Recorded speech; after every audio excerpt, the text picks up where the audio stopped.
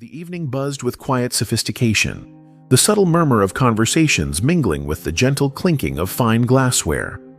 In the heart of the city, this chic restaurant was more than just a place to dine. It was an escape, a sanctuary where people sought not only exquisite meals, but also the intangible luxury of ambiance. Soft, ambient light cascaded over the lavishly decorated tables, highlighting the intricate details of the decor. The air was infused with the faint scent of freshly baked bread and aromatic herbs, promising a culinary experience like no other. The waitstaff moved with precision, their polished smiles and effortless grace a testament to their dedication. Among them was Aisha, a young black woman who exuded a quiet strength that often went unnoticed. Her presence was steady, her demeanor kind, and her work ethic unmatched. While others might have faltered under the high-pressure demands of the restaurant, Aisha carried herself with an unwavering sense of purpose. To the regular patrons, she was a familiar face, a beacon of warmth in the otherwise formal setting. That evening, as the restaurant welcomed its first wave of diners, the sound of heels clicking sharply against the polished floor drew everyone's attention. An elegantly dressed woman, adorned with sparkling jewelry and an air of haughty confidence, strode in as though the establishment had been built solely for her.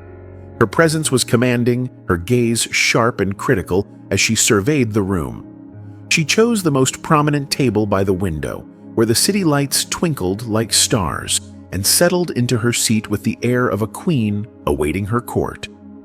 Aisha approached her table, her customary smile in place, and presented the menu with practiced politeness. "Good evening, ma'am. May I offer you our menu for tonight?" The woman's eyes scanned Aisha from head to toe, and her lips curled into a faint sneer. "Are you even qualified to serve someone like me?" she asked, her tone dripping with disdain. "Do you know what decency means?" The words stung, but Aisha had long mastered the art of composure. Her hands remained steady, and her smile didn't falter. "What can I get for you to drink, ma'am?" she asked, her voice calm and measured. The woman leaned back in her chair, crossing her arms as she continued to scrutinize Aisha. "Well, can't you recommend something worthwhile? Or is this the extent of your capabilities, standing here waiting to serve people far superior to you?" Aisha took a small step back, her fingers tightening imperceptibly around the notepad in her hands. Though her silence was unwavering, her heart ached with the weight of the insult.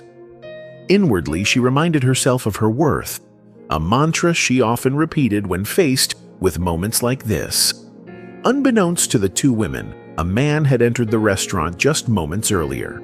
His understated attire made him blend into the background, but his confident gait and observant eyes hinted at a man accustomed to commanding respect.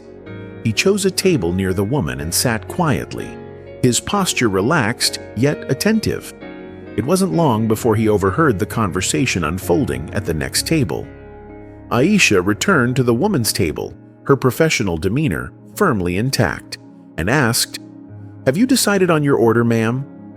The woman seized the moment to deliver another cutting remark. "Decided? How can I decide when you've given me nothing but mediocrity to choose from? Honestly, do you even understand what fine dining is?" Before Aisha could respond, the man at the adjacent table leaned forward, his voice cutting through the tension like a blade. "Excuse me," he began, his tone calm but firm, "but I feel compelled to say something." The woman turned to him, her expression a mix of surprise and irritation. "And who might you be?" she snapped. The man's gaze didn't waver. "I am the owner of this restaurant," he said simply, his words carrying a weight that silenced her instantly. "And I do not tolerate such behavior toward my staff." The woman's face paled, her bravado crumbling as the reality of the situation dawned on her. She opened her mouth to protest, but the man raised a hand, cutting her off. "Your words and actions are not just disrespectful, they're unacceptable," he continued, his voice steady. "And they reflect poorly on the company you represent. Effective immediately, you are no longer employed by my organization."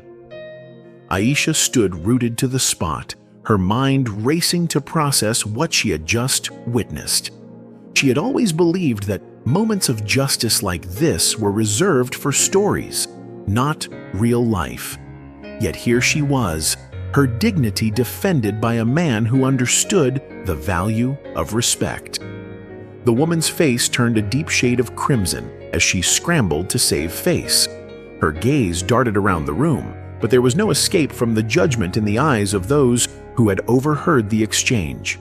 Without another word, she rose from her seat and stormed out of the restaurant, her heels clicking furiously against the floor. The man turned to Aisha, his expression softening into a kind smile. "You handled yourself with incredible grace," he said. "Respect is a cornerstone of humanity, and you've shown more of it tonight than many people do in a lifetime. Thank you for your professionalism." Aisha felt a warmth spread through her chest, melting away the bitterness that had settled there moments ago.